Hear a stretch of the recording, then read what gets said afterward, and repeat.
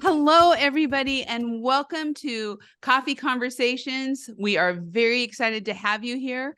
This is our first episode of season 5, and this is a hot topic, no pun intended. This is all about renewable energies and solar.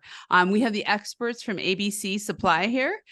So we will get started, but first, a few housekeeping. I would love to say thank you so much to ABC Supply as our sponsor for this Coffee Conversations and for bringing the experts who are going to answer your questions today all about renewable energy.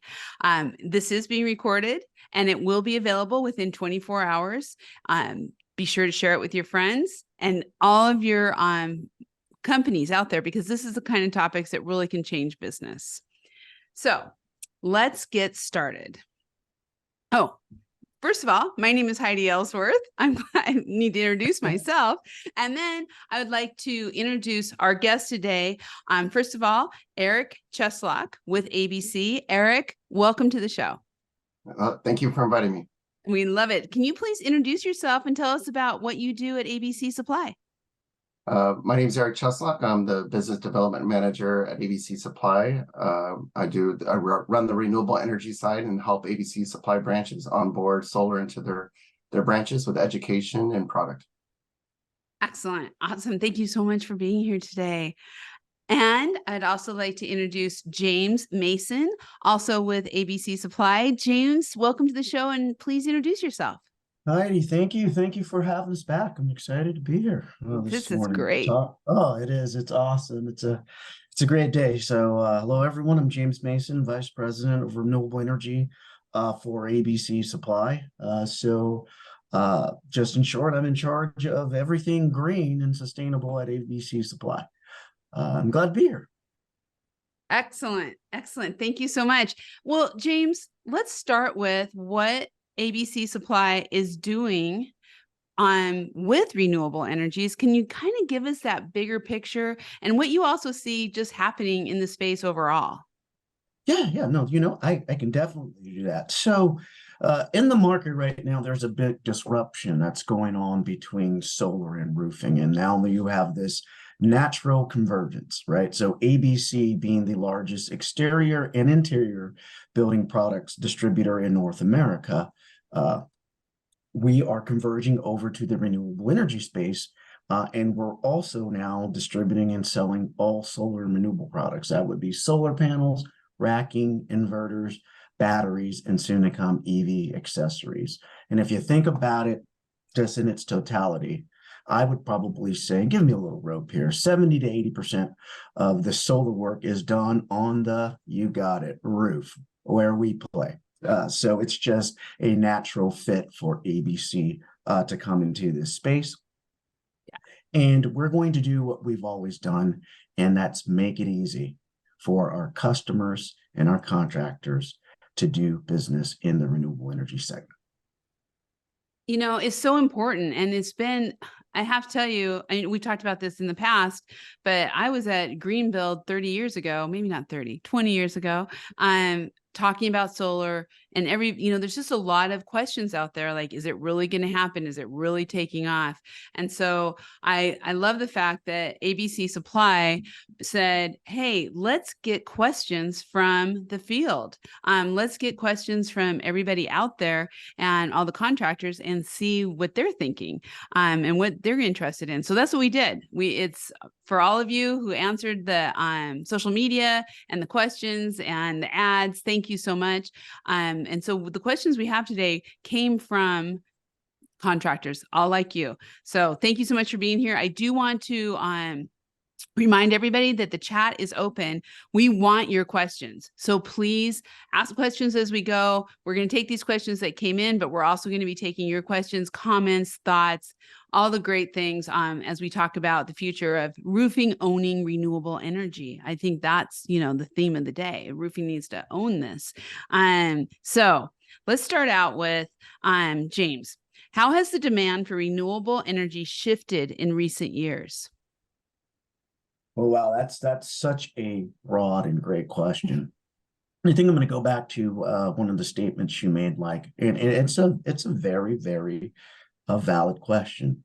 is it real, right? Is it going to happen this time? Because the when you are innovating and creating, sometimes you have the starts and the stops, right? So I know solar, I believe maybe 15 to 20 years ago, kind of tried to make an emergence in the roofing space, and it didn't quite work. I think the difference this time is a few things. One, the technology, and the biggest is the timing of the policy behind it, right? The mandates, the rebates, the incentives. And I know we'll get into that, but I'm trying to set the stage of why it's different this time. And if you look in the history of our great country, and when we've transformed and we've done things, there's a couple of things that need to happen. It's usually a choice is being brought closer to the consumer. Okay. And then there's some type of uh, policy or mandate to push it. You saw it in the telecoms where we went from, the long distance carrier to the regional carriers to the wireless carriers. And now Right. we all walk around with, computers in that pocket so we can call anywhere in the world at any time. We can even go to the entertainment industry where we went from the beta tapes to the VHS to the DVDs to the Blu-ray, and now we're all streaming online. So you're going to see that, in my opinion, as we move from diesel to the electrification of everything, right, and using the sun to do it. So the timing is what's happening with the policy and the technology, and it's the right time, and people are receptive. So you have a lot of panels, you have a lot of inverters, and even now, as we're speaking, batteries are becoming a big part of it. So not only can you generate power, you can also store it now. So think about it. Homes now can generate their own power to sustain themselves. So that's when you think about it in those terms, it's mind blowing. But it's not this conceptual prototype thing. It's done. We're doing it, and so Yeah. that's the biggest shift, and that's the biggest difference, Heidi. I'm pretty sure Eric probably has some perspectives on what he's seeing and why he's thinking it's changing. I totally agree with that whole concept, because I mean, where it was back when I started in 2010, and when I was a roofer getting into solar, it was it was the wild, wild west, man. Nobody knew what they were doing. We didn't have racking. We were just making stuff. And I think finally the technology is finally getting here where it's cost efficient. It's not as expensive. It's easier to install. The racking companies are abiding by all the rules and how to waterproof things. The solar guys have more products to deal with, not just, these. When I was using that stuff, it was like M215s in phase. It was just really, really limited on what it could do. But now where we're at and where the tech is and how everyone's getting involved, it's the whole spectrum is changing. The whole avenue of solar has changed so much that it's going to be the future, and we're in the right time to start getting into it, and it's pretty exciting. And the biggest thing is the government will help you pay for it. I mean, I mean, that's when Yeah. right? Sometimes things have to be subsidized so they can grow and evolve, but that's one of the most exciting things, and that's the change, right? You've got some help. Yeah. I love how you said when it all comes together, right? And I really do think that is exactly what has happened. In that all of these different forces finally have found we kind of we stopped over the last, couple decades, but now everything's coming together at one point. So let's talk about the contractors, because this is a whole shift, right? When you are installing solar as part of your business, how are you interacting with the solar installers? How's all this going? So Eric, what are some of the primary benefits of installing solar panels for contractors? Because I think there's some cynicism out there, like, is this really happening? And and then the bigger question, how can I be involved? Yeah. Are you referencing mainly to the roofing contractors or just contractors in general? Let's try I the think, roofing contractors first. and in regards to my personal experience as a roofing contractor, when I started in the industry, it was so foreign and so, what I was experiencing was I was getting on the roof, and then I'd get off the roof and a solar company would come on my roof, and then I'd be like, okay, there goes my warranty on my roof. What did they do? There was just, there was like this bitter feud between us, and we just didn't know, what they were doing when I was off of it. So when I got into it, I started like getting involved with solar contractors and then learning how to install it. It was just another addition to my portfolio of what I was selling. Because when I was a roofing contractor, not only did I specialize in metal roofing, but I also did stucco, I did siding, and I did windows, and I did gutters. So Okay. I was like, well, this is just another thing I'm adding on to it. So I just need to learn how to waterproof. And so the understanding, the concept of what to do to waterproof on a roof as a roofer is very, very relative to what the solar contractors are doing when they're doing the roof attachments and adding the solar panels. It was not overwhelming or difficult. So then I figured, okay, it's got to be really hard to sell this stuff because, it's so technical. But then after some training and sitting down with some people and some education and having like a little sales program platform to go through to manipulate the numbers to see how to sell it, I started to realize it was a lot easier selling this than was selling roofing, because roofing is just kind of dull and everyone pays out of pocket. With solar, it's financing. You can get something that's really cool, and you knew there was going to be more tech to it. And I've realized very quickly that those two, they integrated so well together, and they were so easy to sell together. And just getting the right people in place to run the business, it was a no-brainer. And I was very successful. My close rates were incredible when I was selling roofing and solar together. Yeah, and if I could jump in, you'd be surprised. Like if you think about, since you said we're going to start with roofing contractors, Yeah. right? Think about the evolution of how roofing contractors, we went from EPDM to built up roofing to single ply to coatings, and so on and so on. So if you really think about it at its granular level, it's actually almost what roofers do, right? We evolve, we change, and we move. And so you're right. Is there some skepticism and some cynicism, and it's warranted. It should be, right? Anytime that's something new, something that that you may not be comfortable with, right? The uncertainty of it. But if you just think about what I just said, how about 50 to 60 years ago, EPDM, and then when you said built up, what are you talking about? We do this, but you evolve, and it's just right in line with what ABC does, right?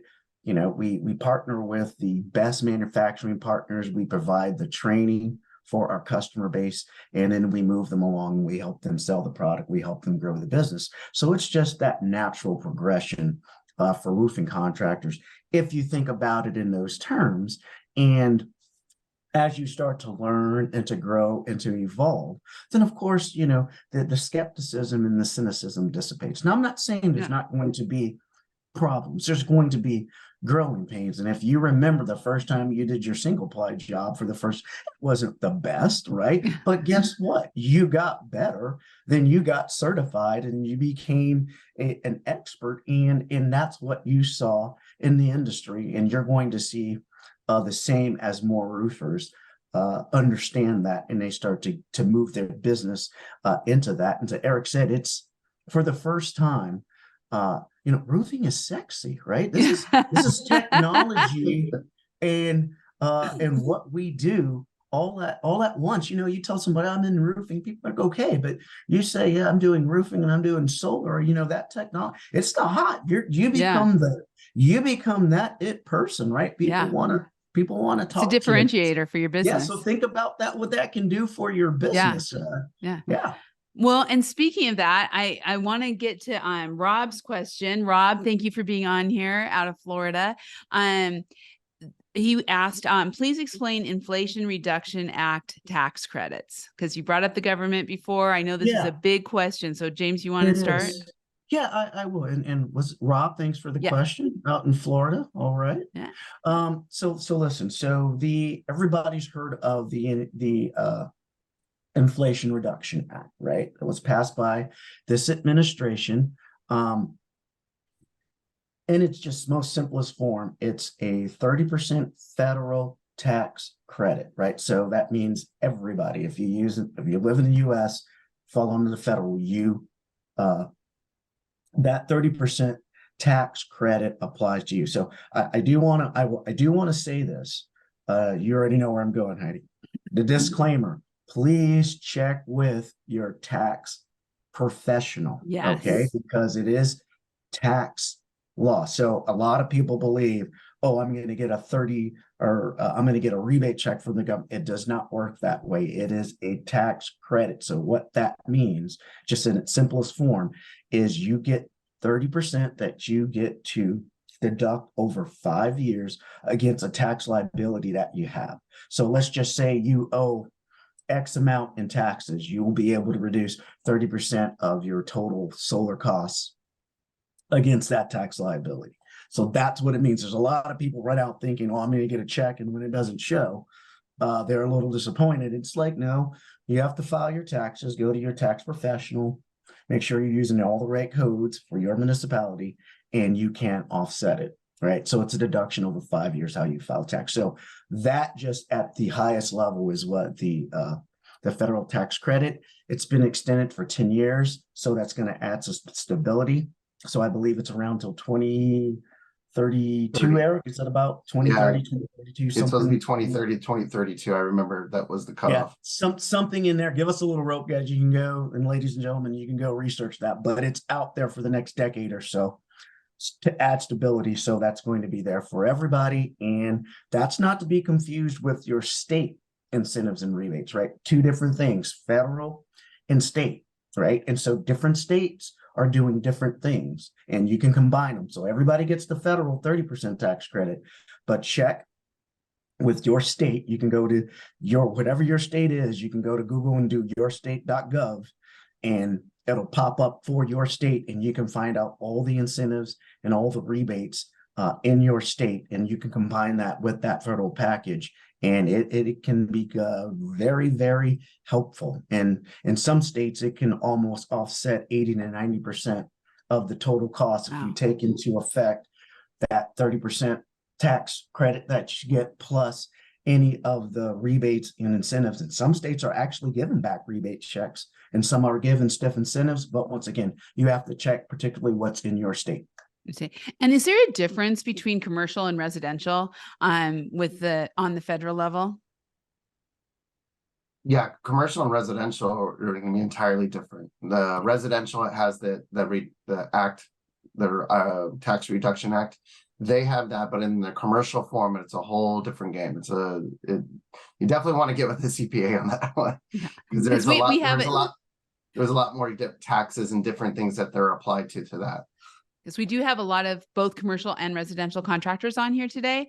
So that's why I was like, I want to make sure everybody's kind of checking with their folks. Yeah, to Eric's point, the commercial is more of a specialization, like even on how we do roofing, right? A basic residential roof is nothing like a commercial roof that has a tapered system with it's a different ball game altogether. And on the commercial side, think about it, Heidi, it's a little different because if you're putting solar on your commercial, that's not power that you're using for your personal use, right? That's usually for business, and it's going to be big, and it's generating a little bit more. And as a business, there's things that you can sell back to the grid and do different things, just because it's a different system altogether. A solar commercial system is just like the difference between a residential roof and a commercial roof. They do different things. So the tax laws are going to apply different between your personal tax and then a business tax, right? If you think about it, a corporate and a personal person, it's different. Does that kind of make sense? Oh yeah. Okay. Yeah. And but there is incentives out there across the board. Oh yeah. Yes, there's so many incentives on the commercial side. There's agricultural incentives or commercial for solar. We would have to do another show to really just go over everything, and we would probably need to even segment it out, like to Eric's point, agricultural, manufacturing, this, that, are you storing it? How much can you produce? It just, the system sizes are a lot different. So you just have to know. And so on the commercial side, you definitely want to do your due diligence and do the research so that you can get all of the incentives and the rebates, because the deductions are totally different, right? It's not like deducting for your personal. This is like you're filing your corporate. So it's a different entity altogether, but very, very very lucrative and very cost effective, because you're just generating a lot more power, right, than you're going to use, and more people in that area will benefit from it as well. And I would recommend to everybody out there, if you haven't watched the coffee conversations from last year with Prologis and Johns Manville, they talk a lot about the commercial solar world too, and what the building owners and property managers are doing. So we have a lot of information out there, but I just wanted to make sure for anybody out there to do it. And we just had Leanne. Hello, Leanne. She's with ATAS International in Allentown, Pennsylvania. I know Leanne very well. Thank you for being here. She said, we are the manufacturers of solar-ready standing seam metal roofing, as well as solar thermal air heating metal wall panel systems. And then she put in a link in there for incentives that they've been finding, which is dsireusa.org. So check the chat. It's in there.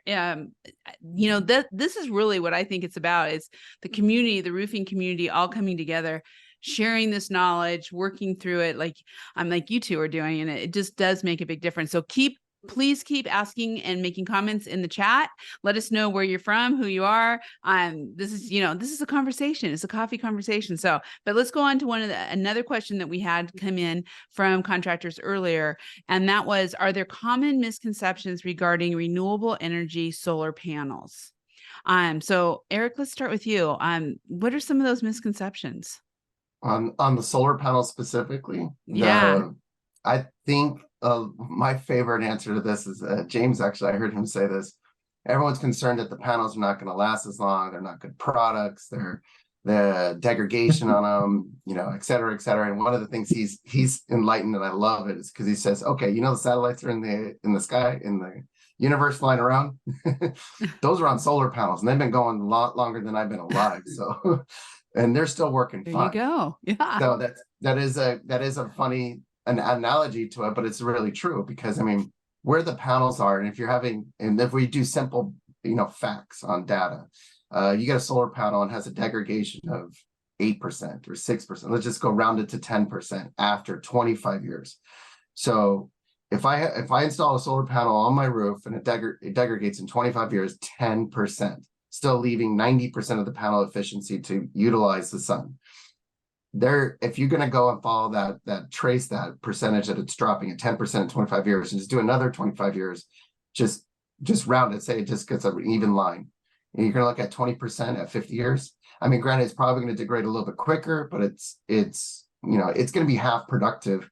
And so when you're sizing a system, you're doing an oversize on the system. And that's what most people do to get their incentives, get their money back, and to offset the highs and lows of, the cloud cover and the anything like snow or rain.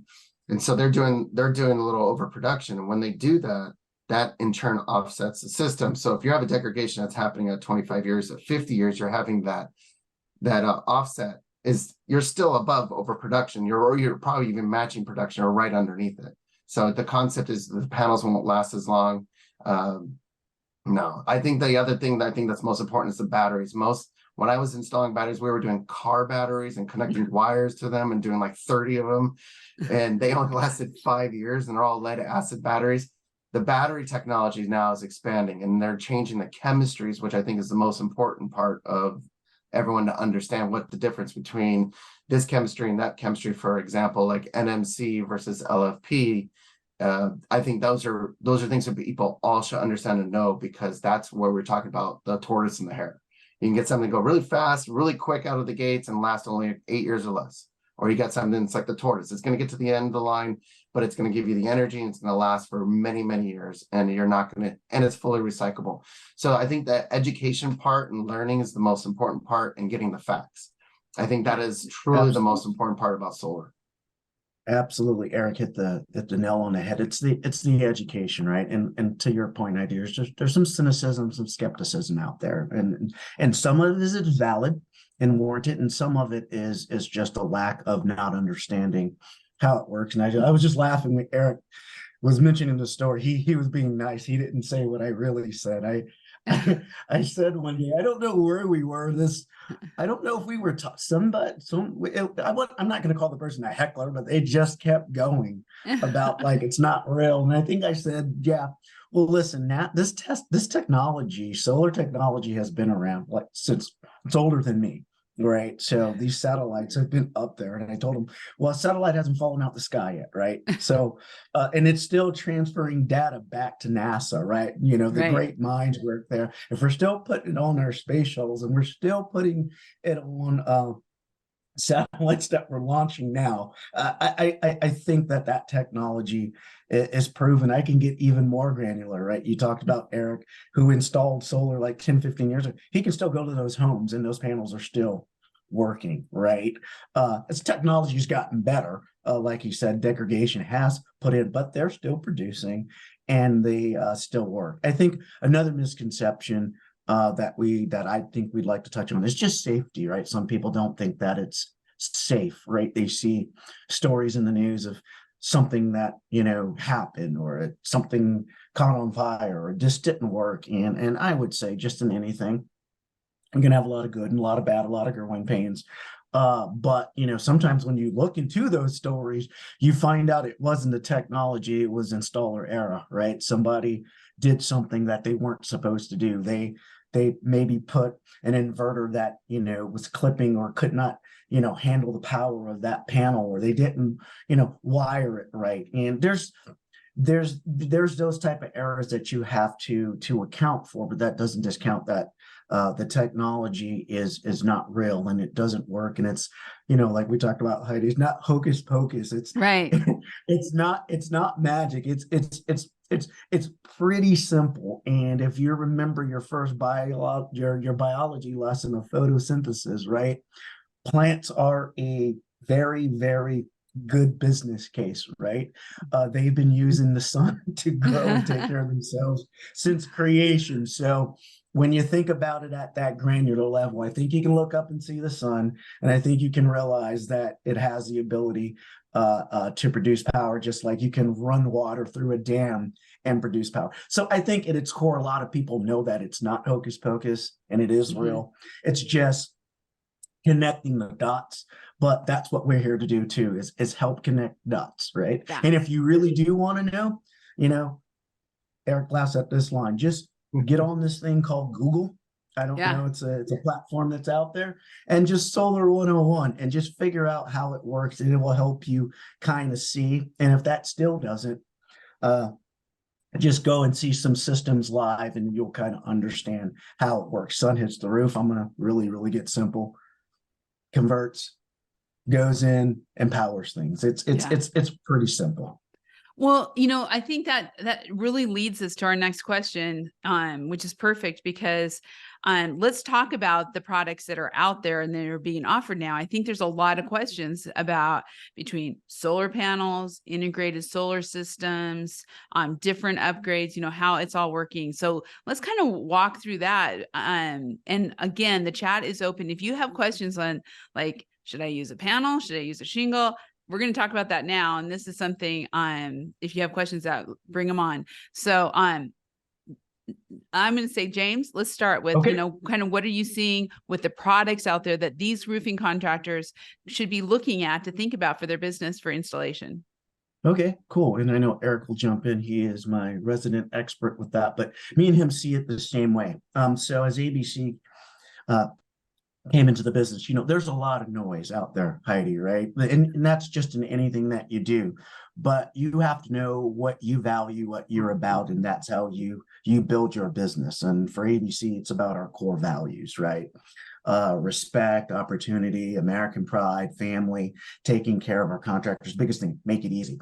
So when we were looking for vendor partners for our solar panels, one, we want to make sure people that have been around a while, right? They you know, we do our due diligence, right? Their companies are large. They have the infrastructure to support. They have all their UL ratings. They have all their testings, right? And sometimes it's not always about the cheapest price, right? We're more the long term. We're the value. I'm not saying you can't be competitive, but sometimes you do get what you pay for. So you gotta watch that. So on the solar panels, I will say this, and I'll stop and let Eric jump in, and then we'll move on.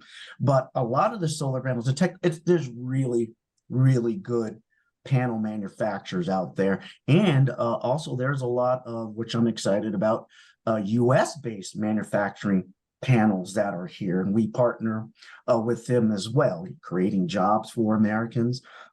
It's exciting to watch. So if you stick with brands that have been around, brands that care, that kind of think like you do, you care about your business, right? Just not looking for the short-term sale, but a long-term partnership. I think you're going to be okay. And you can always go on to abcsupply.com, look at our renewable energy products, look at our portfolio. And everybody has, their right to their opinion. We do use data, and I would say out of the top 5 panel manufacturer that have the most share in the US, out of the top 5, we have 3 of them. Now we have total 8 brands, but we have 3 of the top 5. So if you think of the good, better, best, we have you covered. But all the panels, for the most part, are pretty good out there. Eric, talk about that, about the panels, and then also let's talk about the shingles, the integrated shingles. Yeah, I think the integrated shingles for a roofer, it's, I mean, I've actually installed some of the integrating shingles. I tested it. It's very, very, very similar to doing a comp roof or an asphalt shingle roof. When laying it's the idea, the design into it and how it integrates, it's right up the alley of any roofer. I mean, it's nothing that it would be very difficult to understand. It's a lot of plug and play. It's a string inverter system. I think it's going to be the future. It's definitely something that is going to be pretty popular. But I mean, we also have to take in consideration that the solar panel itself is still used primarily across the United States, across the world. So is it there yet? I don't know. Is it something that's going to be the future? I think, it definitely is something to take in consideration and keep our eyes open for it. I'm excited because every time I turn the corner, there's always something new, and it's really cool to see it, understand it, read it. I'm excited to go to the solar show that's in Vegas because I want to see that, because there's gonna be so many products coming out and so much more stuff. Are the greatest things with our vendor partners, they're all kind of vertically integrating their companies in the sense of getting an ecosystem of their business. And so they're building a solar panel, and maybe they're getting into an inverter, or they're getting into a battery. So everyone's expanding their avenues, and it's really, really neat to watch. So to me, I think long as you know the facts and what you want to do, if it does what you want, is it producing enough energy that you need for your house? Do you need to store? So one of the things I always talk about is you got 2 types of solar systems. You got, I just need to get power just to my house. My electric bill is not that extreme. I just want it right now, and there's not a big deal. Do you need it to be battery ready? Do you need it to be off-grid setup? Are you too far away to do an electrical pole in your neighborhood and you're off-grid setting? So do you need a full off-grid system? And the concept in the solar world is that doesn't exist yet. But with all the companies that are coming out, all the technology that's coming out, it's getting into the system.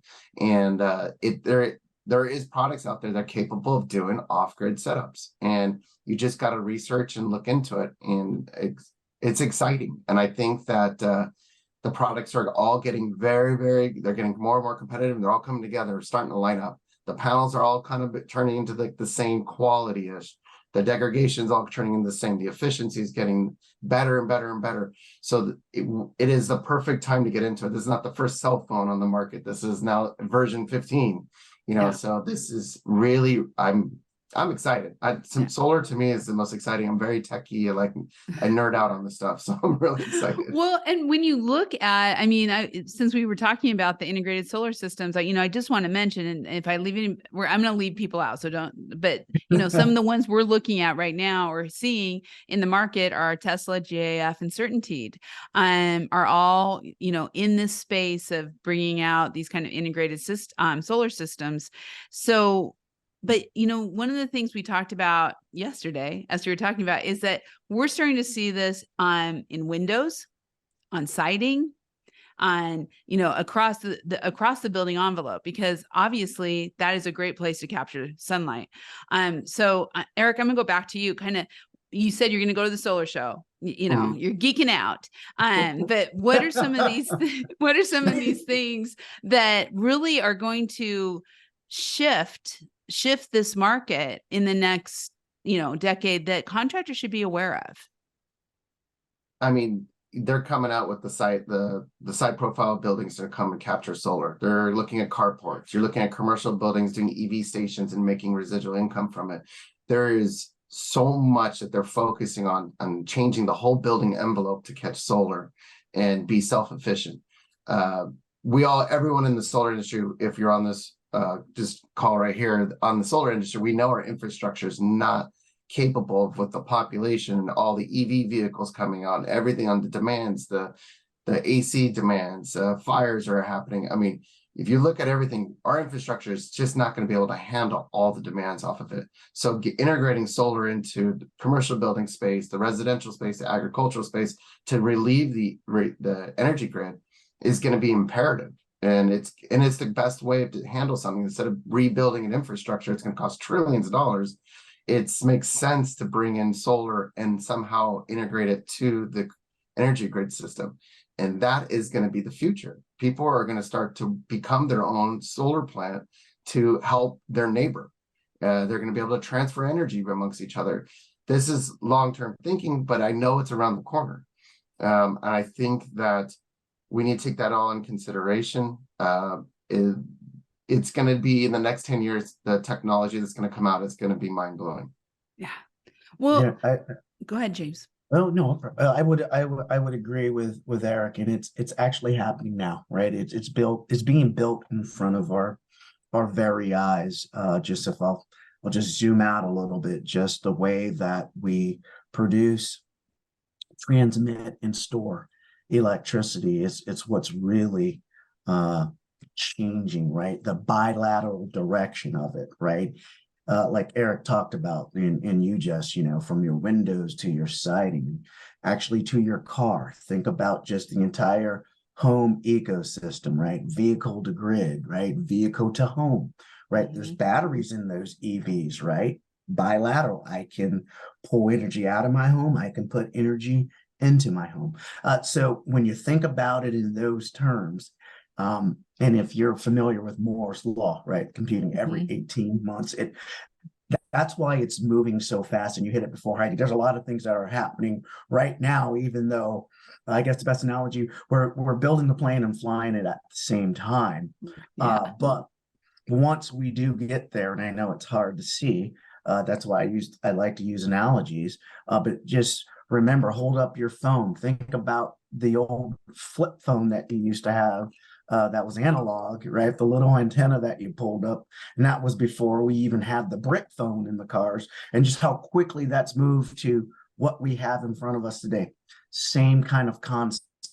It's going to move that fast because the technology is moving that fast. So there's products that are coming that we haven't even thought about that we're talking. I'll give you an example of one. So I can't mention the name, but I have seen the concept. But just think about solar water heaters, and people are like, a solar water heater, Jim?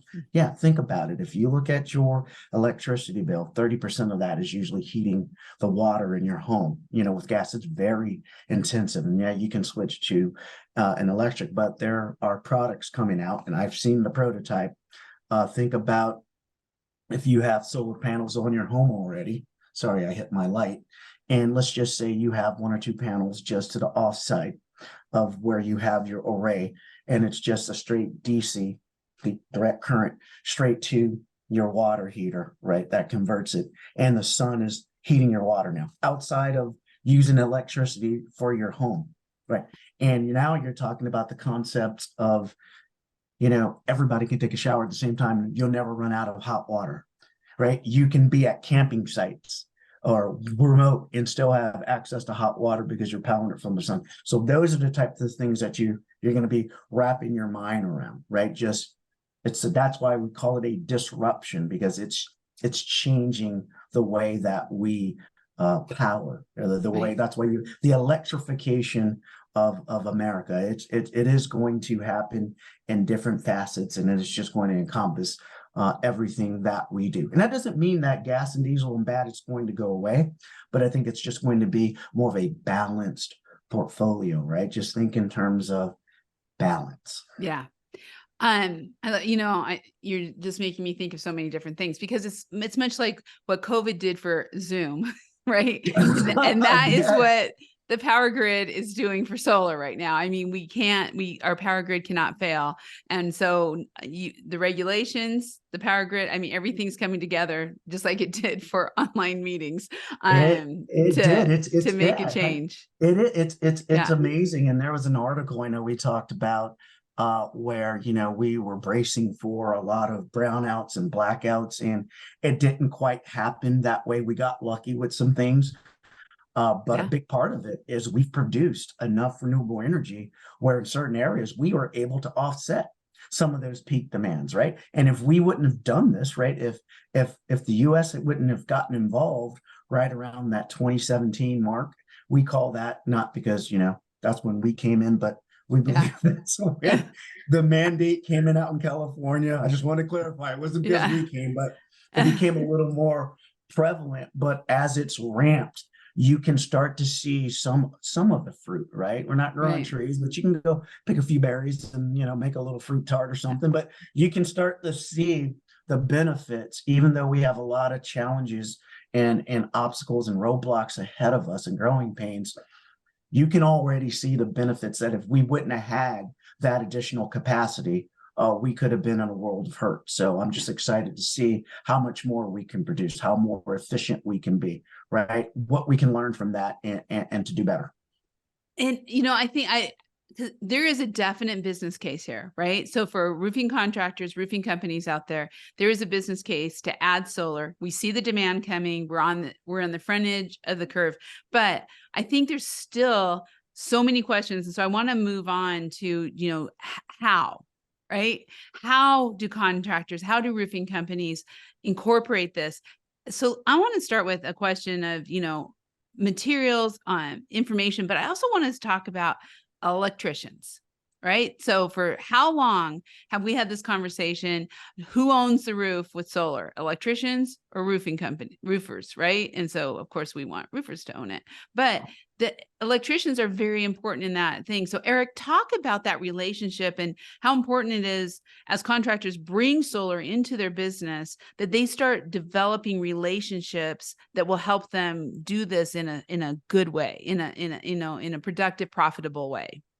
Well, I think, as I think most roofers will know this, when you start into roofing, there is not a college course that says, hey, come here to learn how to do roofing.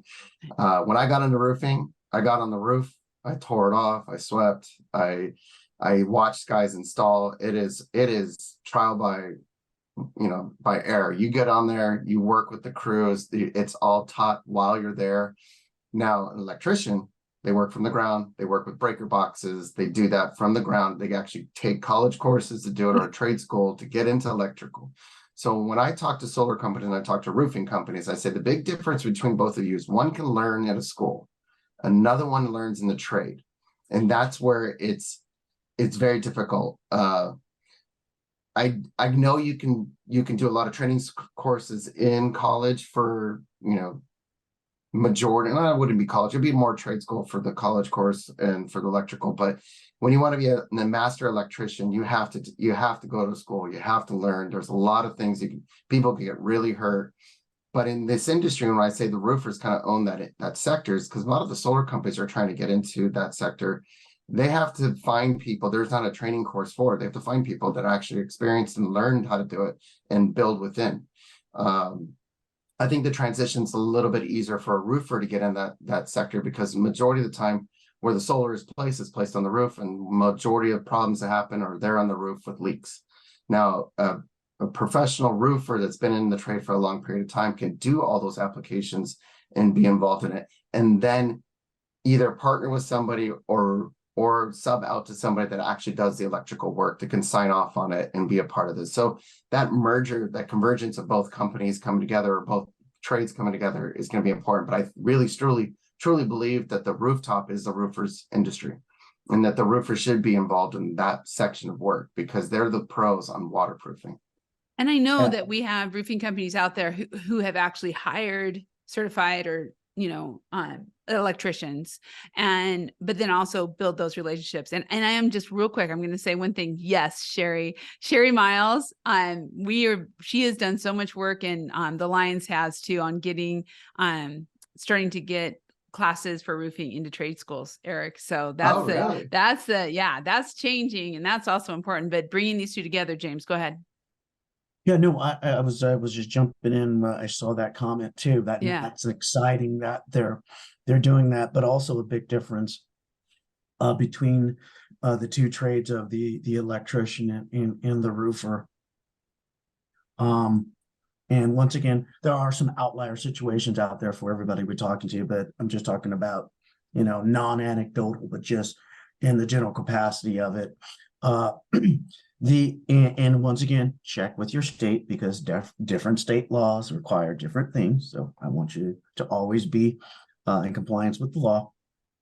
But a lot of the electrical work, like to Eric's point, it's not done on the roof. It's done on the side of the house when you're going into the breaker box. So there's very few electricians. I'm not saying there aren't any, but most of them don't. I think, and we could have probably answered this, the misconception, like, unlike when Eric was doing 15 years ago and illegally wiring things, we laugh about it on the roof because that was 15 years ago. It's pretty plug and play. You're not wiring anything. You're plugging and playing, and there's little clips that you put, and it goes against the racking and the railing. So there's really not a lot of wiring going on the roof. So I definitely believe the roofer owns that, but you do need to have that partnership if you don't have it, so you can be in compliance with your municipality. And then when you're going into the breaker box, that's probably when the electrician's going to come in. But I look at it this way, and people make, oh, but I'm not this. Okay, it's no different than what we've been doing since the time of Jesus, right? You've got carpenters that frame and do all that. You've got the roofers who come in and put the roof on. You've got the plumbers who do the plumbing. You have the electric. We all work together in this ecosystem of construction. So you don't have to do it alone. And you can if that's what you choose to do, but it's no different than what we do now. You network, you partner with people, and there's enough for everyone. And I've seen it go multiple ways. I've seen people bringing it in-house. I've seen people subbing it out. I've seen people having joint ventures. So there's multiple paths to getting it done, but you don't have to think of it this daunting task. Because I don't have this, I can't start. You probably want to hit that reset button and really think about that. Yeah, that's so true. And I love some of the comments. So I was just at the Virginia show, which was great. The contractors there are amazing. The Sherry's, they are lobbying in their state legislators to write legislation saying that rooftop solar contractors must be a licensed roofing contractor. I love that. Now all of a sudden everything's coming together. And so I know Sherry's very involved with the NRCA and with advocacy. And so this was something we'll track, because this is state by state. And Leanne had a lot of the same questions. She said, I believe that new homes and commercial buildings that are built in California are now required to have a solar array. Are you hearing of other states moving toward the same type of mandate? So yeah, that mandate was a part of Title 24 out in Southern California. Title 24 started as more of a solar reflex index type of mandate, where we were just trying to cool the roofs back in the day. So whether we were putting more insulation in attics, right, and then it morphed into the products, right, we started to produce cool type shingles. And then they added subsection 6, where they said, okay, you need to have some type of photovoltaic system for new to construction of buildings 2 or more. And then I believe in 2030, Eric, probably correct me, I think it's all buildings will require some type of PV. Give me a little rope on that one, because it keeps going back and forth. It was Title 24. I remember when I was selling solar, it was a big thing because they were mandating in 2019, I think, is when all new construction has to have solar. And then they were saying for the residential market that if you wanted to sell your house, you had to have 3 forms of like high efficiency Title 24 compliance. So it could be new windows, it could be new roofing that was Title 24, or you could sum it all up and do PV. And then I heard eventually by 2050, this is way out long ways. If you ever want to sell your house in California, I would say specifically maybe there, that you have to have solar on order to sell it. And that was one of the stipulations. Now, is that trickling across the United States? More and more, we're starting to see some things are starting to go that direction, especially with NEM3 coming on and peak hour times. That's going to change a lot of things for a lot of people. Any states in particular that you're hearing are kind of looking at this? Oh man, there were so give me a little rope, everybody here. I'm trying to remember the names in my head. There were about 7 states. So once again, please don't hold me to it. I believe Massachusetts was one. I believe I always get confused between New York and New Jersey. I don't want to offend anyone. I know they're 2 different states, but they were over in that way. I believe Colorado, possibly, I think it was possibly Nevada. So I don't want to start throwing names out there, but there were a couple of states that were kind of in line and watching how it goes. But what we're seeing out in the market is, mandate or not, right? There's in different demographics, people are doing it for, different reasons, like Texas, right? If we use that for an example, Texas has a lot of oil and gas, but they're also well, depending, they usually go between 2 or 3 behind California as the largest, solar market, right? Not because in utility, cost of energy is cheap there. There was, that Texas freeze changed a lot of people's minds, right? When the grid went down and people wanted energy independence, right? So there's various paths and various reasons why people are going to do those things. So the mandate helps, but even without the mandate, there are so many incentives, right? So like we talked about the stick and the carrot, and so people are doing it for different reasons. But I do believe there'll probably be a few states that will follow California and mandate it, but most of them may not have to, because people are doing it for various reasons, right? They want to help the environment. They want energy independence. Some of them where, your utility rates are triple the national average. Well, it makes sense, right? If I can offset my bill and the government's going to give me 30% plus the state's going to give me whatever, well, the economics make sense. So there's just a whole portfolio of reasons of why people are getting into solar, and it's exciting. Yeah, it is exciting. And there is just so much going on. So we have a couple questions here on resources. So I'm just pulling up our PowerPoint again, and just kind of talking about what materials do you have that can assist roofing contractors in educating their customers. And so what types of things, and I'm going to kind of put 2 questions together here, because also in that same vein, what resources are there? And then what are some of the challenges that contractors are facing in selling and installing renewable energy? Eric, let's start with you.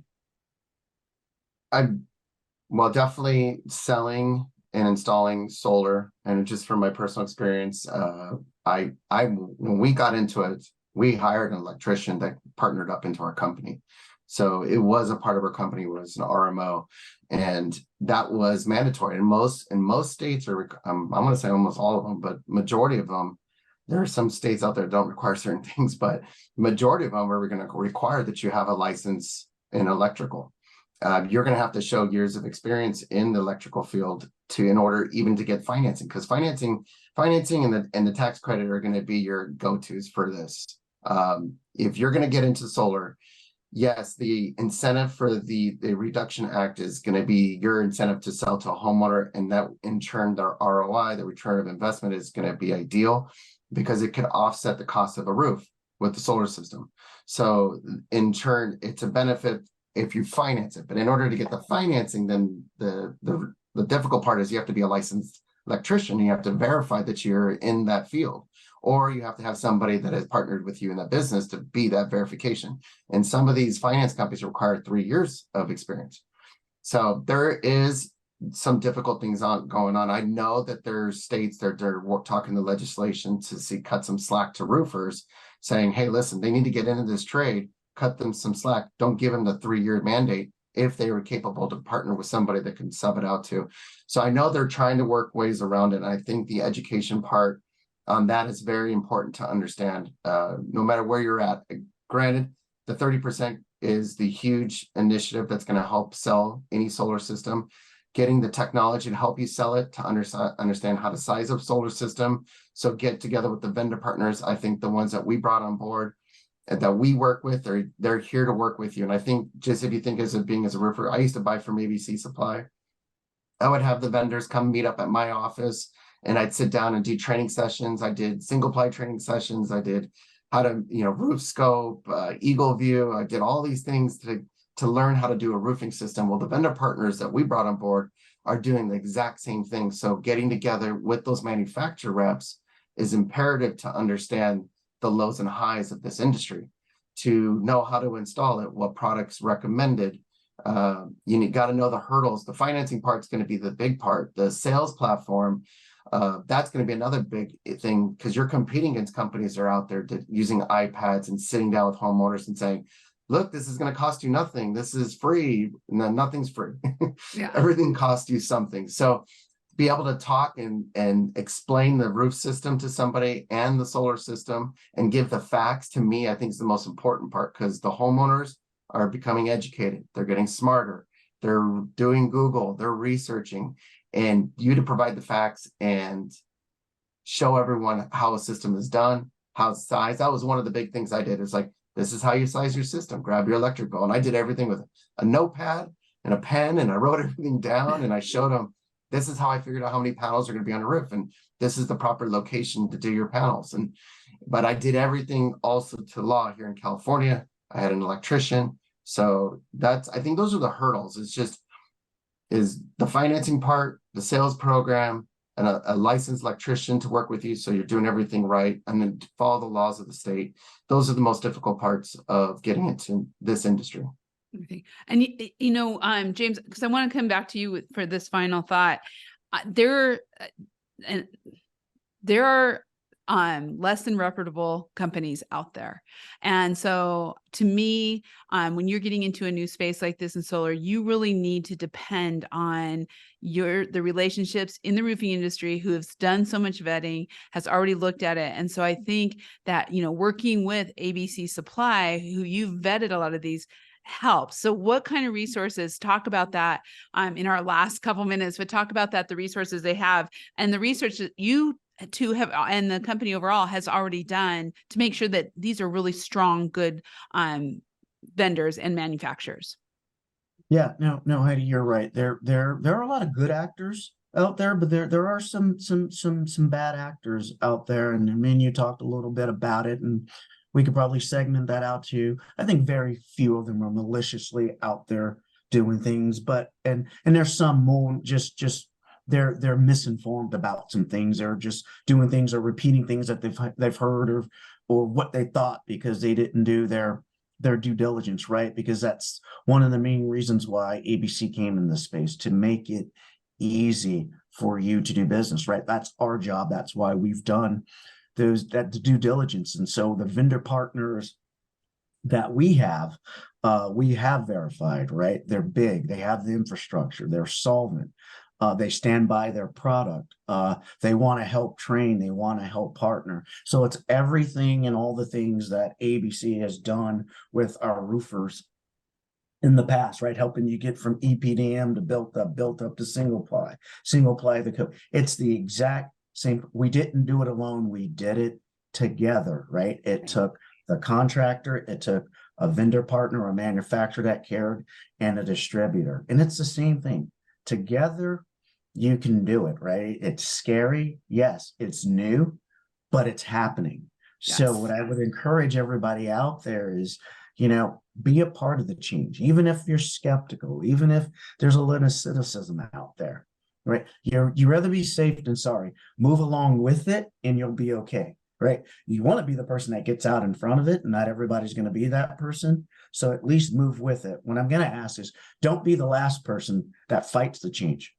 because it's still going to happen. And most likely it's going to happen without you. And you don't want to be in that situation. I would say if you think about it in the concept of a crawl, walk, run, you don't have to do it overnight, especially if you're a roofer. And I'm not alienating solar contractors, because they're great too, but roofers are the fundamental. It's on the roof. So you need to have that foundational piece. And if we're just being honest, there's more roofing contractors than there are solar contractors, because roofing has been around a lot longer, right? But you have to remember, roofers 25 years ago, right? That was solar, right? So we've been there, right? So we know where it's going to go, but it's going to converge. It's going to happen. And I just think roofers are in a good position to take advantage of this opportunity, because it is an opportunity right now. You have the Rolodex of business that you've done for people, right? If you go back, you've been doing roofs for some of your accounts for over 10 to 15 years. If you go and learn and educate yourself the right way, you go back to the same person you're doing the roof for and you go, hey, you know, it's time for your roofing inspection. Hey, have you thought about putting solar? Here's this. They're going to trust you. You've been doing business with them, and then they don't have to worry about bad actors because they trust you. They're your customer, and now you're just bringing them a service that can help. And so if you want to learn how to do that, I would say go to your local ABC and ask, right? And we're growing this and we're doing it together, right? Not every branch is in solar at this point, but some are getting there, but they can at least tell you what branch in your area can help you with solar, and we can get you started on helping you on that journey. And once again, it takes all of us to do it, right? You have to be committed to learning, right? To investing in your business. We'll be the conduit to help set up all the relationships and hold your hand and help you do it. Crawl, walk, run, and then eventually you will get to that point where you will be proficient and you'll be a part of it, and you'll keep it as an opportunity, right? What you don't want it to is become a threat, right? So you want it to be an opportunity to come together. Shut up. Yeah. Yeah. No, don't shut up. Don't be Netflix. Don't be Blockbuster out there for you. Don't be Blockbuster. Blockbuster didn't believe it was happening. And when they finally did, it was too late. So once again, take advantage of the opportunity before it becomes a threat. Exactly. James, thank you. Eric, thank you. Great information. Scott, I just saw your comments. Thank you so much. I agree. Cheers to ABC for the renewable division. Thank you for being here today. And thank you, ABC, for being the sponsor of this Coffee Conversations. Look at this awesome panel. We are going to be talking about IRE, learn what's happening, all the great stuff that's going on, plus a state of the industry from NRCA, kind of what's all happening there and how that will be displayed at IRE. So join us next week. This is season 5. Thank you for being here, and we will see you next week.